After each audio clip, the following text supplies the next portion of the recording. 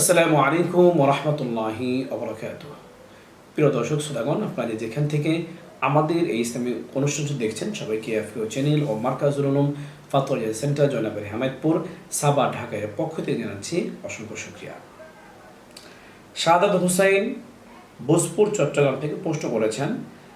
তার প্রশ্ন হলো, কুরবানির পশু ক্রয় করার পর সেই পশু থেকে যদি কোনো ব্যক্তি দুধ গ্রহণ করে, তাহলে সেই দুধের কি হুকুম? সে দুধ বিক্রি করতে পারবে কিনা, নিজে ভোগ করতে পারবে কিনা, বিষয়টি জানালে অনেক অনেক খুশি হব। শাহাদাত হোসেনকে প্রশ্ন করার জন্য অসংখ্য ধন্যবাদ। তার প্রশ্ন উত্তর হলো, যদি কোনো ব্যক্তি কোনো গাভী কুরবানির উদ্দেশ্যে ক্রয় করে আর ওই গাভী থেকে যদি দুধ হয়, তাহলে সে দুধ নিজে খেতে পারবে না, সেটি দান সৎকা করে দিতে হবে। সে দুধ যদি বিক্রি করে ফেলে, তাহলে সেই টাকা গরিব অসহায়দের মাঝে সেটি দান করে দিতে হবে। তবে যদি এমন হয় পশুটির খাবার দাবারের কোনো ব্যবস্থা না থাকে, তাহলে সেই পশুর খাবার দাবারের উদ্দেশ্যে ওই গাভীর দুধ বিক্রি করে খাবার দাবারের ব্যবস্থা করতে পারবে।